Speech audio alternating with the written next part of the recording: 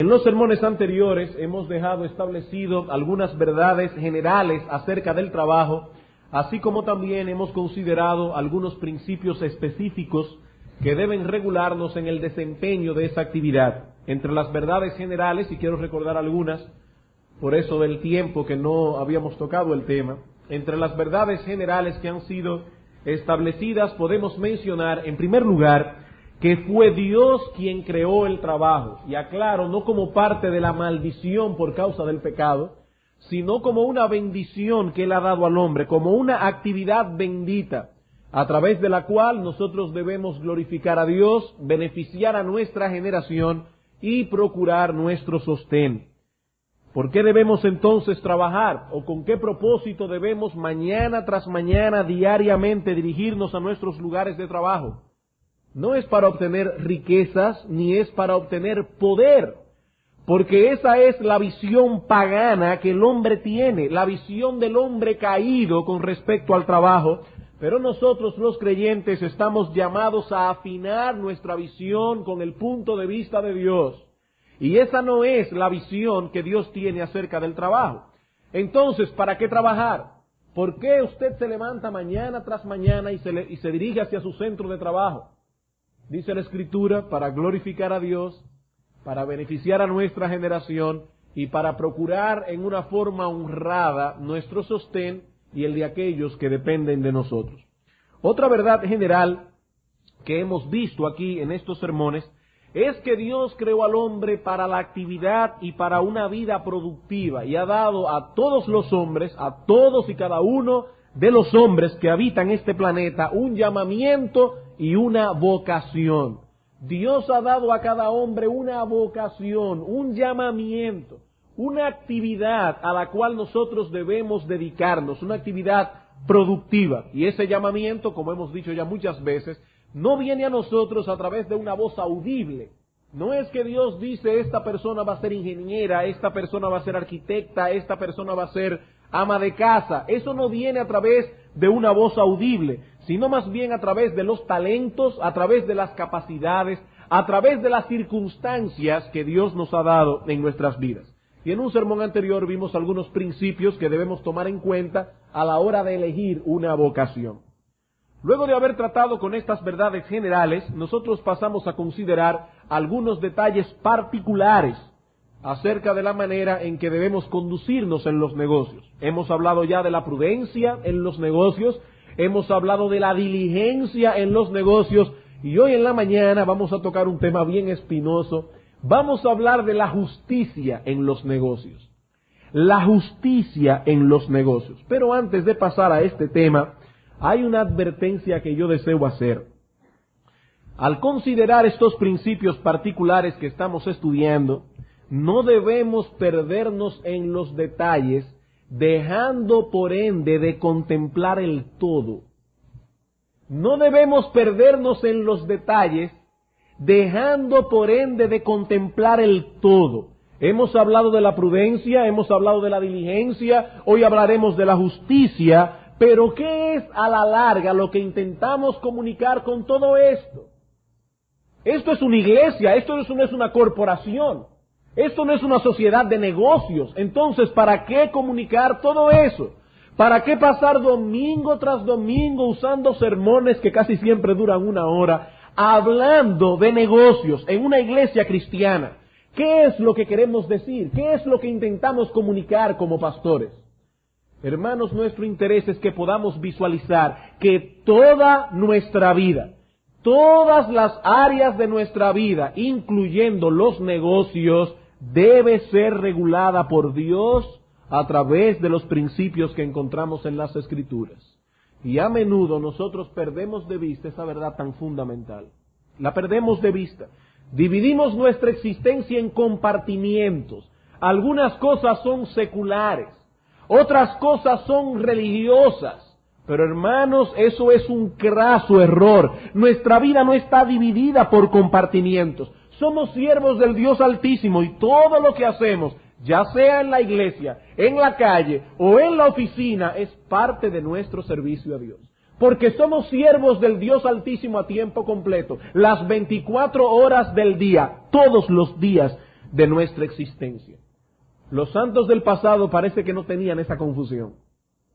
Los santos del pasado parece que no tenían ese problema. Ellos comprendían a fondo esta verdad. Por eso no nos debe extrañar cuando leemos en el Salmo 149, versículos 5 y 6, unas palabras que pueden ser extrañas a nuestras mentes contemporáneas. Dice el salmista David en el Salmo 149, en los versículos 5 al 6, regocíjense los santos por su gloria y canten aún sobre sus camas, exalten a Dios con sus gargantas y espadas de 2 filos en sus manos. Cuando cantaban, lo hacían para la gloria y la alabanza de Dios.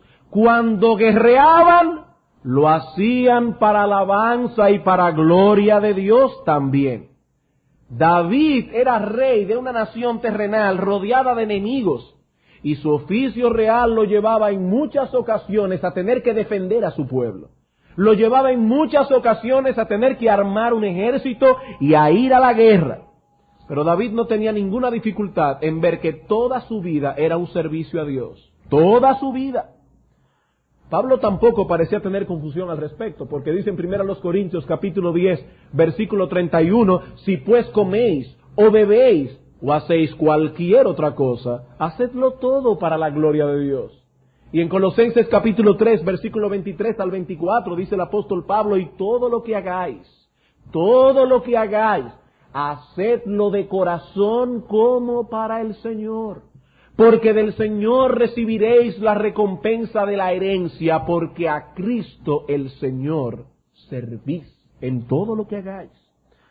Pero repito que no todos los que forman parte del pueblo de Dios ven esta conexión entre lo que parecen ser 2 mundos irreconciliables, el mundo religioso, el mundo secular.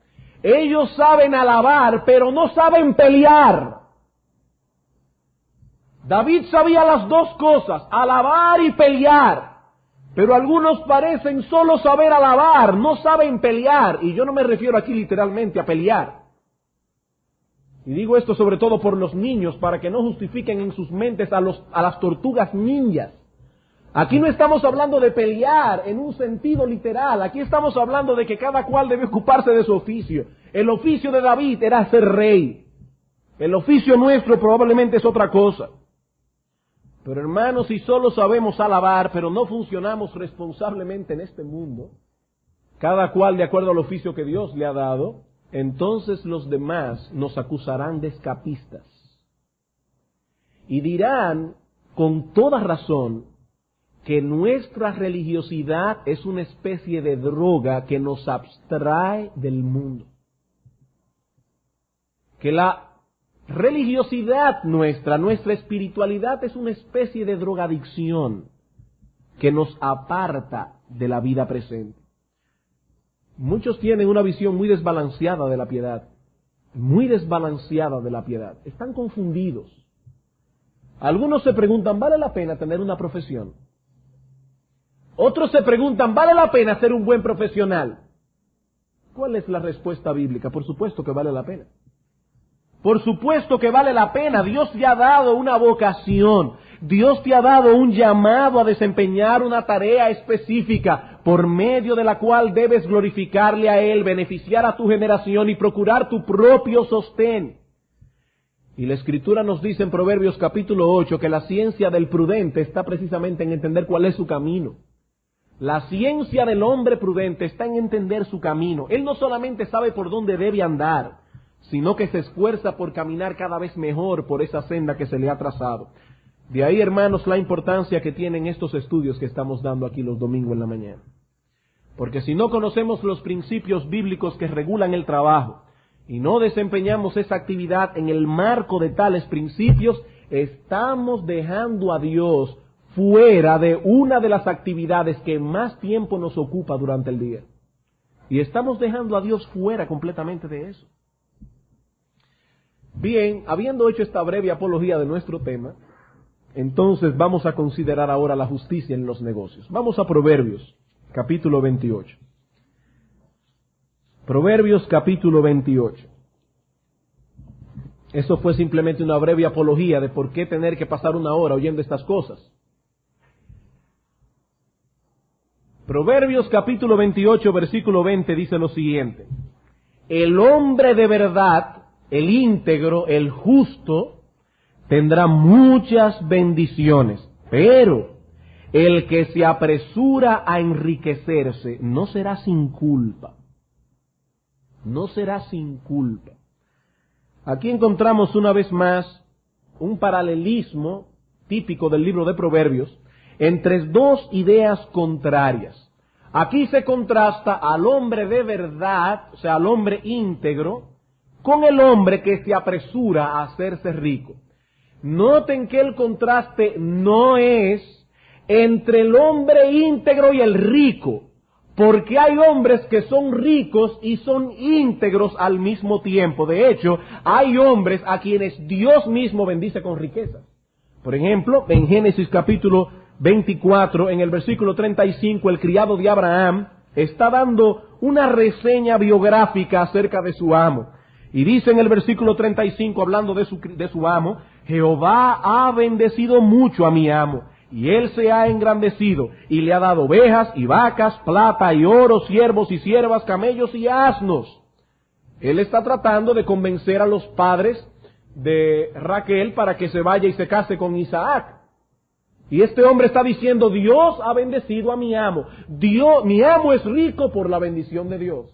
Y en Primera de Reyes, por si alguno dice, eso fue que el siervo se equivocó. En Primera de Reyes, capítulo 13, nos habla acerca de las riquezas de Salomón. Y dice, luego que Salomón pidió sabiduría en vez de pedir riquezas, dice el versículo 13, Dios hablando a Salomón: y aún también te he dado las cosas que no pediste, riquezas y gloria, de tal manera que entre los reyes ninguno haya como tú en todos tus días. Así que, hermanos, el contraste aquí no es entre el rico y el íntegro, porque se puede ser rico y ser íntegro. El contraste aquí es entre el hombre justo, el hombre íntegro, con aquel que se apresura a enriquecerse. El contraste es entre el justo y aquel que quiere hacerse rico, y hacerse rico rápido. De hecho, todo aquel que quiere hacerse rico rápido. Eso es dos cosas que están íntimamente relacionadas. Es decir, hermanos, que de acuerdo a este texto, no se puede ser íntegro y justo y al mismo tiempo desear ser rico. Eso no lo digo yo, lo dice Salomón, inspirado por el Espíritu Santo. Hermanos, no se puede ser íntegro, no se puede, eso es imposible. Eso es como mezclar agua con aceite. No se puede querer ser rico y ser justo. Esas ideas son completamente antagónicas, están divorciadas entre sí. Se puede ser rico y ser fiel, pero el que desea hacerse rico, de una forma u otra será rico a costa de su fidelidad. El que desea hacerse rico será rico de una forma o de otra a costa de su fidelidad, porque el texto dice: no será sin culpa. No será sin culpa. El hombre de verdad, el íntegro, tendrá muchas bendiciones, pero el que desea hacerse rico no puede disfrutar de esas bendiciones, porque Dios no se la va a dar. Y es importante que tengamos eso en mente, porque muchos ven el trabajo como un mecanismo para obtener riquezas y poder. Muchos aún eligen su profesión a la luz de esa verdad, o de ese principio, porque no es una verdad. Muchos ven el trabajo como un mecanismo para obtener riquezas y poder, pero hermanos, esa es una visión pagana del trabajo. Esa es una visión pagana del trabajo. Y si tú dices ser creyente y tienes esa visión, tú eres un pagano. Tú piensas como un pagano. Los hijos de Dios deben tener otra perspectiva, otra forma de pensar. Es cierto que Dios en ocasiones bendice la diligencia y la responsabilidad con riquezas materiales. Y eso lo vemos en muchos textos del libro de Proverbios, pero la Escritura nos manda no desear esas cosas. En otras palabras, no es pecado ser rico, pero sí es pecado desear serlo. No es pecado ser rico, pero sí es pecado desear serlo. Proverbios capítulo 23, versículo 4 y 5. Dice el autor, no te afanes por hacerte rico, sé prudente y desiste. O sea que es una imprudencia querer hacerse rico. Has de poner tus ojos en las riquezas siendo ningunas, porque se harán alas como alas de águila y volarán al cielo. Y dice el versículo 6, a renglón seguido, no comas pan con el avaro. ¿Y qué tiene que ver una cosa con la otra? Que para querer hacerse rico hay que ser duro de codo. Que para ser rico, para querer hacerse rico, para tenerlo como una meta, hay que ser avaro y hay que ser codicioso. Y eso está prohibido, hermanos, en la Escritura. El hombre fue diseñado por Dios para moverse naturalmente hacia lo que ama. Nosotros procuramos lo que amamos. Por lo tanto, para tener como meta las riquezas es necesario que pongamos nuestro corazón en ellas. Que nadie diga que se está afanando por hacerse rico, pero que a él no le interesa el dinero. Hermano, eso es una mentira. Eso es una mentira, porque todo hombre se mueve hacia lo que ama. Para querer hacerse rico hay que amar las riquezas, hay que deleitarse en ellas, hay que tenerlas como algo que satisface en el corazón, y la Escritura prohíbe tajantemente eso. Dice el salmista en el Salmo 62, versículo 10, si se aumentan las riquezas, no pongáis el corazón en ellas. Noten, no es pecado que se aumenten las riquezas. Eso no es pecado. En la Escritura hay muchos hombres ricos que eran piadosos. Abraham era millonario, Job era rico, Salomón también lo era. Pero aquí estamos hablando de una persona que pone su corazón en las riquezas, alguien que confía en las riquezas, que descansa en su cuenta bancaria, que se perturba cuando bajan sus acciones, que no puede dormir cuando sus negocios merman. Dice el salmista, si se aumentan las riquezas, no pongáis el corazón en ellas. El afán por obtener riquezas es una negación de la fe. Porque estamos diciendo con eso que no existe un cielo. Estamos diciendo con eso que no existe Dios, que no podemos confiar en nadie, que tenemos que tener una seguridad bancaria para poder estar tranquilos en el corazón. Estamos diciendo con esto que esta vida presente es lo único que hay, que no existe una vida futura. El afán por las riquezas es una negación de la fe. Si Dios en su soberana voluntad desea darte una vida terrenal acomodada, hermano, dale gracias por los bienes que te conceda, pero recuerda que el amor por las riquezas es un pecado del cual fluyen todo tipo de perversidad. Dice 1 Timoteo capítulo 6, versículo 8 al 10, que teniendo sustento y abrigo estemos contentos con eso. Porque los que quieren enriquecerse caen en tentaciones y lazos y en tentaciones necias y dañosas que hunden a los hombres en destrucción y perdición. Porque raíz de todos los males es el amor al dinero. Es una raíz maldita de la cual fluye todo tipo de mal. Así que la injusticia en los negocios surge de ese deseo del hombre inicuo de hacerse rico. Pero decía que los hijos de Dios deben manifestar a través de negocios justos que son hijos de Dios. Y esa es la idea central que deseamos comunicar en esta parte de nuestra serie. Repito cuál es la idea de este sermón. Los hijos de Dios deben manifestar a través de negocios justos que son hijos de Dios. Y para ello, hoy simplemente vamos a entrar en el tema. Vamos a ver hoy, en primer lugar, la naturaleza de esa justicia que debe caracterizar al creyente. Estamos hablando de que el hombre creyente debe ser un hombre justo. Pero ¿cuál es la naturaleza de esa justicia que debe caracterizar al creyente? ¿Significa esto, por ejemplo, que el Hijo de Dios debe siempre salir perdiendo en los negocios? ¿Significa esto que el Hijo de Dios debe ganar siempre lo menos posible? ¿Eso es lo que significa acaso?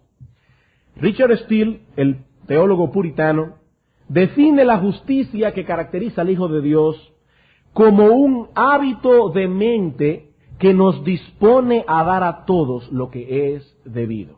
Repito, dice él, y yo estoy de acuerdo con él, que esa justicia que se espera del Hijo de Dios es un hábito mental que nos dispone a dar a todos lo que es debido. Es decir, hermanos, que no se trata de acciones aisladas de justicia. No, se trata de un hábito mental que marca la pauta de todas nuestras acciones, Así que solo merece el honor de llamarse justo a una persona cuya conducta es uniformemente justa.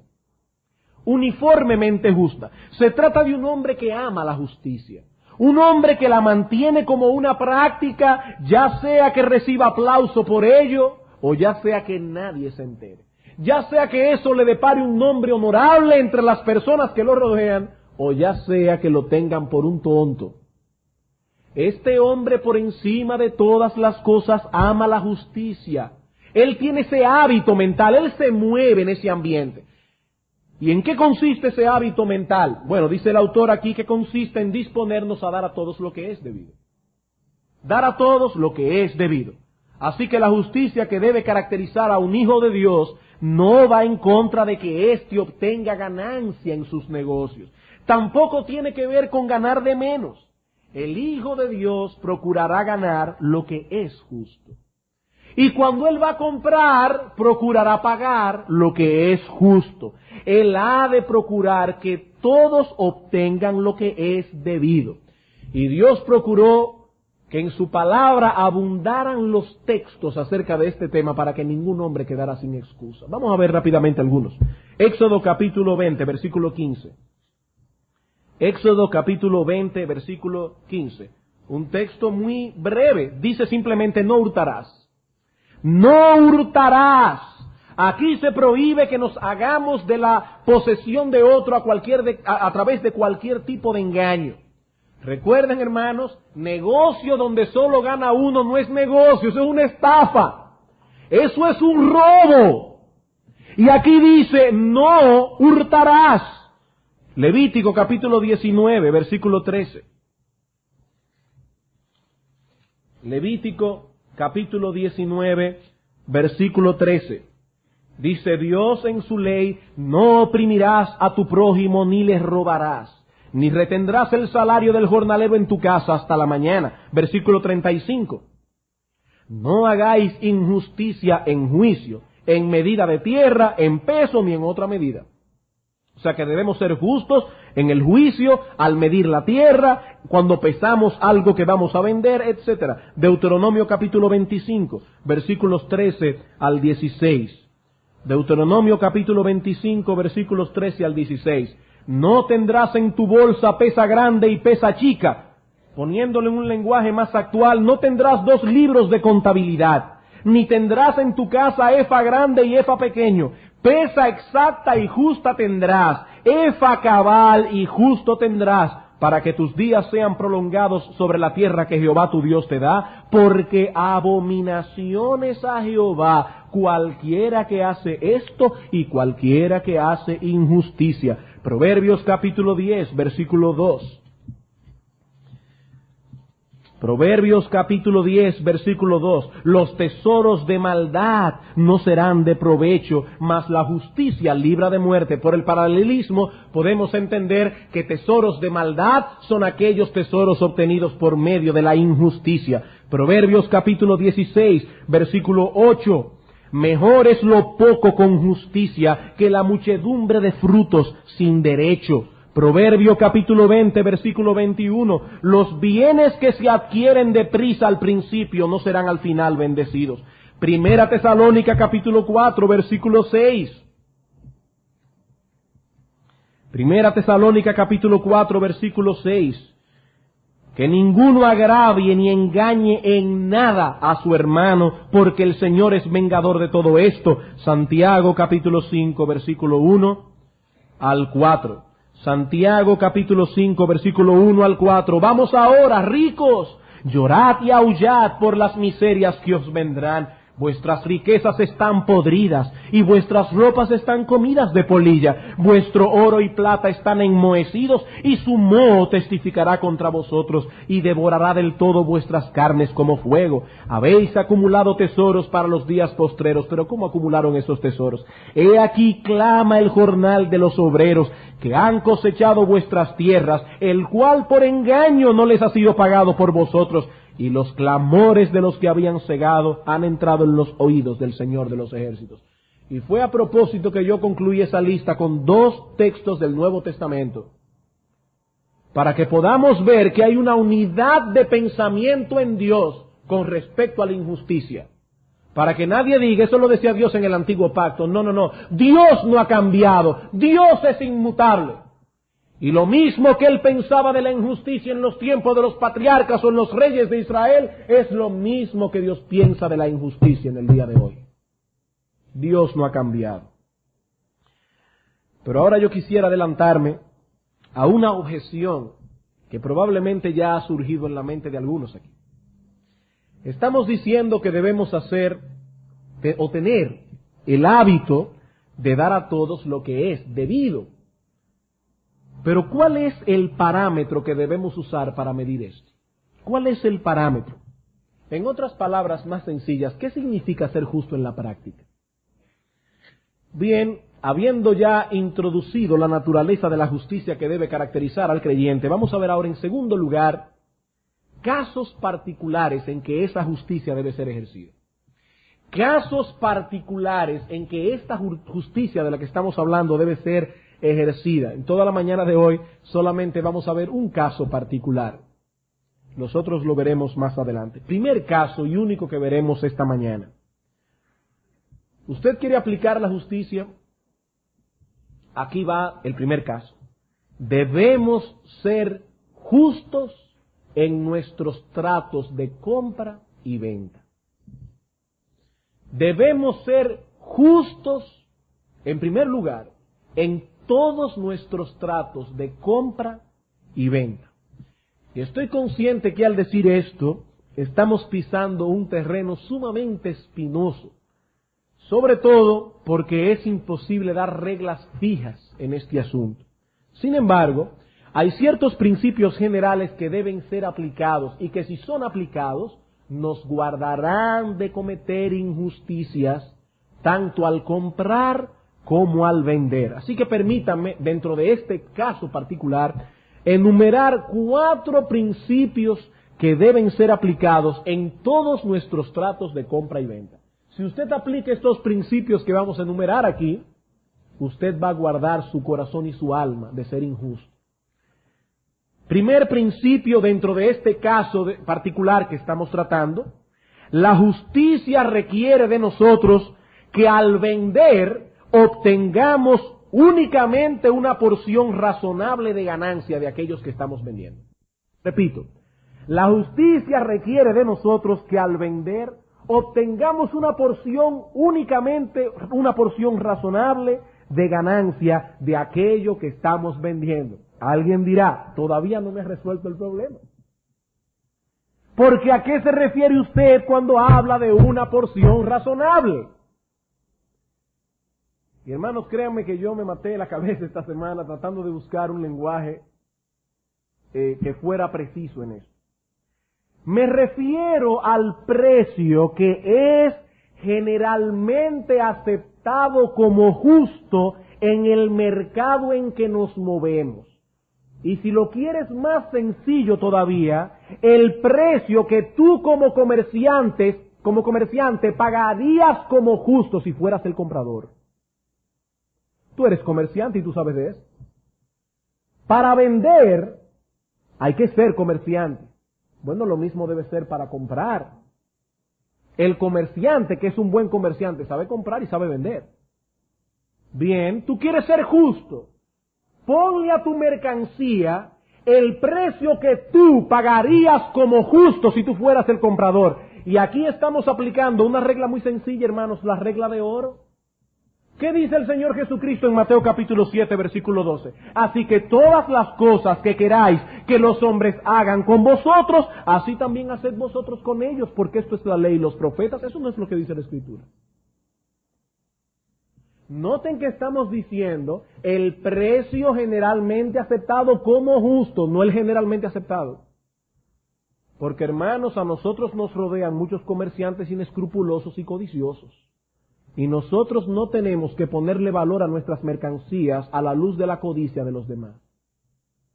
No, aquí estamos hablando del precio que se acepta generalmente como justo, el que tú pagarías si fueras el comprador. ¿Cuánto pagarías tú razonablemente por esa mercancía, tomando en consideración el precio generalmente aceptado como justo en el mercado local? ¿Cuánto pagarías? Bueno, eso es entonces lo que tú debes cobrar. Eso es lo que tú debes cobrar. Ajá, y si la mercancía por error mío me costó más cara de lo que debía. En ese caso, nadie tiene que pagar por tu error. Debes venderla a un precio justo. Debes venderla a un precio justo. Si por error te costó más cara de la cuenta, nadie tiene que pagar por tu error. Pero vamos a una parte positiva. ¿Y si me costó más barata de la cuenta? En ese caso, hermano, tienes el derecho de cobrar por ella lo que vale, porque eso es lo justo. Fíjate que hay ventaja y desventaja. Tienes derecho a cobrar por ella lo que vale. Eso es lo que tú pagarías por ese producto, porque sabes que es un precio razonable. Entonces no tenga cargas de conciencia por venderlo a ese precio, aunque providencialmente hayas tenido la oportunidad de conseguir esa mercancía en un baratillo. Tuviste esa oportunidad providencial, eso es parte de lo que es negociar. Pero tú lo vas a vender a un precio justo. Hermano, Dios no nos dice en su palabra que debemos de tener pesas justas. ¿Para qué? ¿Por qué debemos tener pesas justas? Para asignar a cada cosa su valor justo y venderlo en ese valor. Ese es el problema tuyo, hermano, vender las cosas en un valor justo. Ahora, si tú quieres, por bondad, darle a una persona la mercancía más barata y ganar de menos, eso es una prerrogativa tuya. Tú la usas si la quieres usar, y si no la quieres usar, estás en tu pleno derecho, hermano. Estás en tu pleno derecho. Así que el primer principio que debemos aplicar en nuestros tratos de compra y venta es este. Al vender, procura que el beneficio sea el que tú considerarías como justo si fueras el comprador. Recuerda que las ganancias desmedidas llenan el bolsillo, pero cargan la conciencia. Cuando se gana desmedidamente, eso llena los bolsillos, es verdad, pero hermanos, carga la conciencia. Dice Jeremías, capítulo 22, versículo 13, ¡ay del que edifica su casa sin justicia y sus salas sin equidad, sirviéndose de su prójimo de balde y no dándole el salario de su trabajo! Dice, ¡ay de un hombre así! Porque su condenación será terrible. Segundo principio. La justicia prohíbe que tomemos ventaja del necesitado en nuestros tratos de compra y venta. La justicia prohíbe que tomemos ventaja del necesitado en nuestros tratos de compra y venta. Y aclaro que cuando digo la justicia, yo no me refiero a la justicia social de la que tanto se habla hoy. Estoy hablando de la justicia divina. Yo no vine aquí a predicar del Capital de Carlos Marx, estoy predicando de la palabra de Dios. Estamos hablando de la justicia divina. Hermanos, es Dios en su palabra quien se ha pronunciado contra todo tipo de injusticia. Es Dios en su palabra que dice que los clamores de los que habían cegado y a quienes no se les había pagado había subido a sus oídos. Es Él mismo quien se llama en la Escritura, en el Salmo 68, versículo 5, Padre de huérfanos y defensor de viudas. Y las injusticias que se cometen contra esos necesitados no quedarán impunes. Algunos hombres opresores en Israel parecían pensar eso. Ellos creían que Dios no estaba viendo. y que sus injusticias quedarían impunes, pero Dios a través del profeta los corrige de su craso error. En Isaías capítulo 3, versículos 13 al 15 dice el profeta: Jehová está en pie para litigar y está para juzgar a los pueblos. Jehová vendrá a juicio contra los ancianos de su pueblo y contra sus príncipes, porque vosotros habéis devorado la viña y el despojo del pobre está en vuestras casas. Y oigan el versículo 15: ¿qué pensáis vosotros que majáis mi pueblo y moléis las caras de los pobres? ¿Qué pensáis? ¿Saben lo que estaban pensando? Que Dios no los estaba viendo. Eso es lo que estaban pensando. Que sus crímenes quedarían impunes. Dice Dios: tarde o temprano vendrán a juicio. Las injusticias que se cometen contra un necesitado será juzgada por el Señor. Es pecaminoso que nos aprovechemos del necesitado empleándolo por un salario injusto, porque sabemos que ese hombre o esa mujer va a tomar el trabajo como quiera. Eso es pecaminoso, hermano, eso es perverso. Y eso ocurre muchas veces, sobre todo con lo que se llama aquí en nuestros países muchacha del servicio. Hay que darle un salario justo. Justo.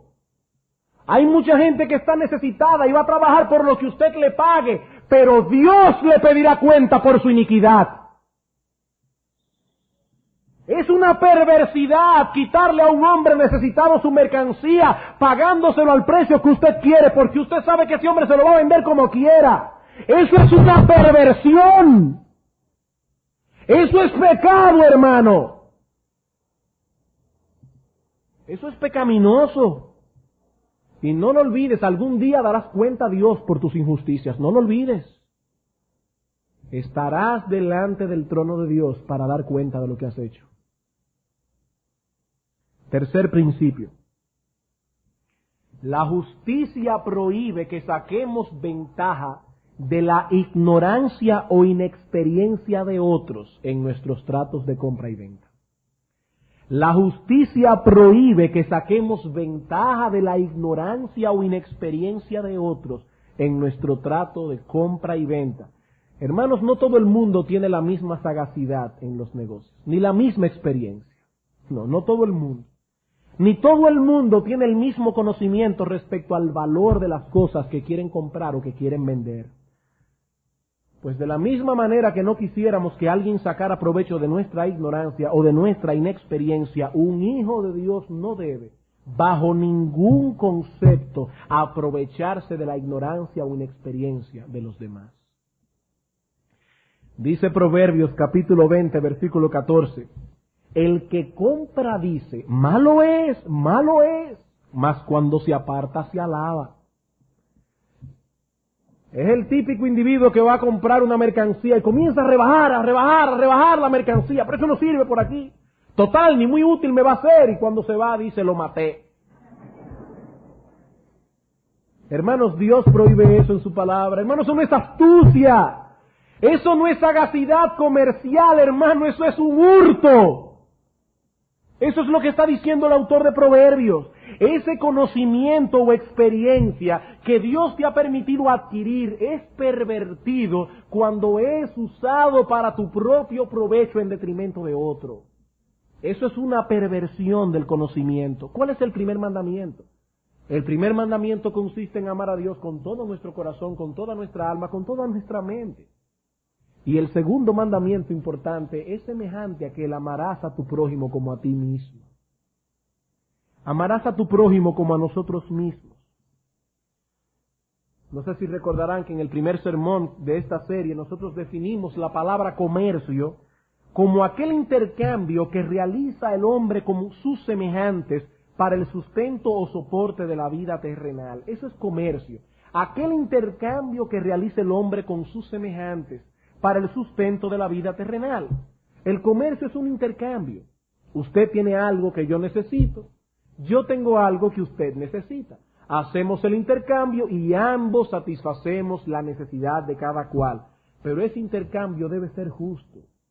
Ese intercambio debe ser equitativo, a menos que voluntariamente y a sabiendas una de las partes decida ganar menos. Es como que yo diga, yo quiero poner un baratillo, quiero salir de una mercancía. Yo sé lo que esa mercancía cuesta, pero yo quiero venderle ese precio. Eso no es un problema, porque allí hay un desprendimiento voluntario y a sabiendas. Pero hermano, si es a causa de la ignorancia o inexperiencia de una de las partes, ya eso fue un hurto. Eso fue una estafa. Cuarto principio. La justicia requiere, a la hora de vender un artículo, que seamos totalmente honestos en el asunto. La justicia requiere que a la hora de vender un artículo, seamos totalmente honestos, en el asunto. ¿Qué quiero decir con esto? Que si sabes que el artículo posee algún defecto, que a los ojos del comprador disminuiría su valor, tu deber es darle a conocer eso al individuo. Ese es tu deber. De modo que si a pesar de todo él compra el artículo en cuestión, tu conciencia y tu testimonio no habrán sufrido daño. Tu conciencia quedará tranquila porque tú le diste la advertencia al individuo. Ese artículo está dañado. Ese artículo tiene este defecto, por eso lo estoy vendiendo a este precio. ¿Tú lo quieres así? Sí, bien, entonces aquí está. Recuerden lo que significa la palabra sincera. Sincera es sincera. Lo que hacían aquellos orfebres del pasado, cuando se cuarteaba un jarrón, le pasaban cera en el cuarteado y después lo pintaban para que nadie se diera cuenta de que estaba cuarteado. Eso es insincero hacer eso. Nosotros debemos vender las cosas sinceras.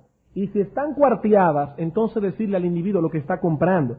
Así como la Escritura condena al comprador que en la tienda dice malo es, y después que sale a la calle se alaba, del mismo modo por implicación condena al vendedor que dice bueno es, sabiendo en su interior que el producto dista mucho de estar en buen estado. Las dos cosas son pecaminosas delante de Dios. Bien, hermanos, estos son los 4 principios que yo quería enumerar. La justicia requiere de nosotros que al vender obtengamos únicamente una porción razonable de ganancia. Segundo, la justicia prohíbe que tomemos ventaja del necesitado. Tercero, la justicia prohíbe que saquemos ventaja de la ignorancia o inexperiencia de otros. Cuarto, la justicia requiere que a la hora de vender un artículo seamos totalmente honestos en el asunto. Pero no quisiera terminar aquí. Vamos a seguir hablando del tema en las próximas semanas, pero no quisiera terminar aquí sin hacer una advertencia más. Cuando tratamos con males tan específicos como el que acabamos de tocar hoy, es muy fácil que nos perdamos en las ramas y que no lleguemos a la raíz. Perdernos en el follaje del árbol. Hemos estado hablando hoy acerca de la justicia en los negocios y hemos dicho que los hijos de Dios deben manifestar a través de negocios justos que son hijos de Dios. Noten, no estamos diciendo que para ser hijo de Dios hay que hacer negocios justos. No, eso sería salvación por obra. La única forma de hacerse hijo de Dios es arrepintiéndose de sus pecados y depositando toda su fe en el Señor Jesucristo. La salvación no es por obra. Esa es la única manera de hacerse hijo de Dios. Al que no conoció pecado, dice la Escritura, por nosotros Dios lo hizo pecado, para que nosotros fuésemos hechos justicia de Dios en Él. El que cree en Cristo tiene vida eterna, por medio de la fe. Pero estamos hablando aquí que todos los que ya han depositado su fe, todos los que han sido regenerados por el Espíritu Santo, los que realmente ya han creído en Cristo, manifiestan su fe a través de una vida justa. Primera de Juan capítulo 2 versículo 29 es muy preciso cuando dice: si sabéis que Él es justo, sabed también que todo el que hace justicia es nacido de Él. Aquí no está diciendo que para nacer de Él hay que hacer justicia. Aquí está diciendo que todo el que es nacido de Él por medio de la fe hace justicia. Y en Primera los Corintios capítulo 6, el pensamiento lo tenemos a la inversa. En el versículo 9 dice: ¿no sabéis que los injustos no heredarán el reino de Dios? Amigo, no te engañes. Tú puedes decir que eres cristiano, pero la Escritura dice que los injustos no heredarán el reino de Dios. No. Si bien los demás comerciantes que te rodean ven la injusticia como un medio de supervivencia, tú debes verlo como una perversión. Deja que ellos que van camino al infierno negocien de esa manera, porque ellos son hijos del diablo, hermano. La injusticia no es un medio de supervivencia para el Hijo de Dios, eso es una perversión. Es una perversión. Pero ¿cuál es la raíz de este mal? ¿Cuál es la raíz de este mal? Porque recuerden, no nos debemos perder en las ramas. ¿De qué fuente surgen las injusticias? Las injusticias surgen de nuestra codicia. Esa es la fuente. Somos injustos en nuestros negocios cuando somos codiciosos. Hermanos, el asunto no consiste en dar una lista de precios para que cada cual sepa cuánto comprar y a cuánto vender, porque esa lista sencillamente no existe. El problema real está en el corazón. El problema está en el corazón, en la codicia, en la incredulidad que nos lleva a desconfiar de la provisión divina. Allí es que está la fuente del mal. En ese amor excesivo, en ese amor desordenado por nosotros mismos, que no nos permite hacer uso de la vocación que tenemos para el beneficio de nuestra generación. Allí es que está el mal. Si nosotros pudiéramos hacer una disección al pecado de la codicia y pudiésemos dividirla en un microscopio, en los elementos químicos que la componen, nosotros veremos que la codicia está conformada por algunos átomos de incredulidad mezclado con algunos átomos de amor por nosotros mismos. Eso es la codicia. Incredulidad en la provisión de Dios mezclado con amor por nosotros mismos. ¿Y cómo podemos mortificar entonces la codicia? En primer lugar, fortaleciendo nuestra fe. Fortaleciendo nuestra fe, dice Richard Baxter, es la carencia de fe la que hace a los hombres mundanos. Ellos no ven lo que hay en otro mundo. Es por eso que son mundanos, es por eso que son codiciosos. Por ello nos dice Juan que la victoria que vence al mundo es la fe. En 1 de Juan 5:4 es la fe. Es por medio de la fe que podemos creer en la provisión divina, aunque hagamos negocios justos. Es la fe la que nos permite asirnos constantemente del pensamiento de que aquel que alimenta las aves tiene un cuidado más especial por nosotros. Que aquel que viste los lirios del campo también nos promete a nosotros el abrigo necesario. Tú no tienes que ser injusto, hermano. Tienes un Padre en los cielos que cuida por ti. Es la incredulidad lo que levanta la codicia en el alma. ¿Tú quieres mortificar ese pecado? Alimenta tu fe. Solamente por medio de la fe podemos valorar justamente las inefables riquezas de Cristo, de un modo tal que aunque nos quedemos pobres podamos entender que tenerlo a Él es tenerlo todo. Pero solo por medio de la fe, como dice Thomas Watson, la fe no solamente purifica el corazón, sino que también lo satisface. En segundo lugar, ¿cómo podemos mortificar la codicia? Meditando constantemente en aquellas verdades que tienden a aplacar nuestros deseos desmedidos por las cosas de este mundo. Meditar constantemente en aquellas verdades que aplacarán nuestro deseo desmedido por las cosas de este mundo. Hermano, medite en la brevedad de la vida. Medite en la brevedad de la vida, como dice el salmista en el Salmo 49, que hay personas que piensan que sus casas serán eternas. Hasta le ponen el nombre a sus fincas. Pero dice el salmista en el Salmo 49, versículo 20, que el hombre que tiene riquezas, pero no tiene entendimiento, es semejante a las bestias que perecen. Hermano, medita en la brevedad de la vida, que no sacarás nada de aquí, nada, absolutamente nada.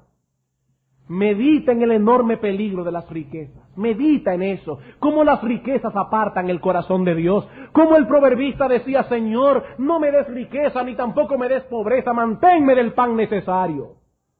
No sea que me sacie y te niegue y diga quién es Jehová. Medita en eso.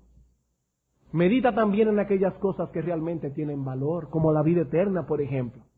¿Acaso no dice el Señor de qué le vale al hombre si ganara el mundo entero y perdiere su alma? La vida eterna vale más que el mundo entero. Un buen remedio para dejar de codiciar cosas de este mundo es ambicionar las del cielo. Por eso dice Pablo, poned la mira en las cosas de arriba, no en las de la tierra. Y por último, en tercer lugar, ¿cómo podemos mortificar la codicia? Orando al Señor diariamente que te libre de esa plaga maligna. Orando al Señor diariamente que te libre de esa plaga maligna. Dice el salmista en el Salmo 119, versículos 36 al 37, inclina mi corazón a tus testimonios y no a la avaricia. Aparta mis ojos que no vean la vanidad. Hermano, esa es una oración que debe estar constantemente en el alma de un hijo de Dios. Señor, líbrame de la avaricia. Que mis ojos no vean la vanidad. Hermanos, está de más decir esto, pero esto es una iglesia. Esto no es una institución de control de precios. Esta es una iglesia. Pero nosotros queremos que el Señor nos ayude a entender que detrás de todos estos asuntos subyacen problemas espirituales. Problemas espirituales que debemos pelearlos con armas espirituales. Si de ti se dice, aunque profesas la fe, que eres una oveja en la iglesia y un lobo en tus negocios, hermano, revisa tu fe. Porque si la acusación es verdadera, tú no tienes derecho a llamarte cristiano. Si la gente dice de ti que tú eres un cordero en la iglesia y un lobo en la calle, hermano, revisa tu fe. Porque ¿sabes cómo le llaman a Cristo en la Escritura? Jesucristo el justo. Jesucristo el justo, los hijos de Dios no viven en injusticia. Que el Señor nos ayude a manifestar nuestra fe y a manifestar nuestra ciudadanía, aún en cosas como estas, como el comprar y el vender. Porque somos hijos de Dios a tiempo completo. Nuestra vida no tiene compartimientos. Si pues coméis o bebéis o hacéis cualquier otra cosa, hacedlo todo para reflejar el carácter glorioso de nuestro Dios. Vamos a orar.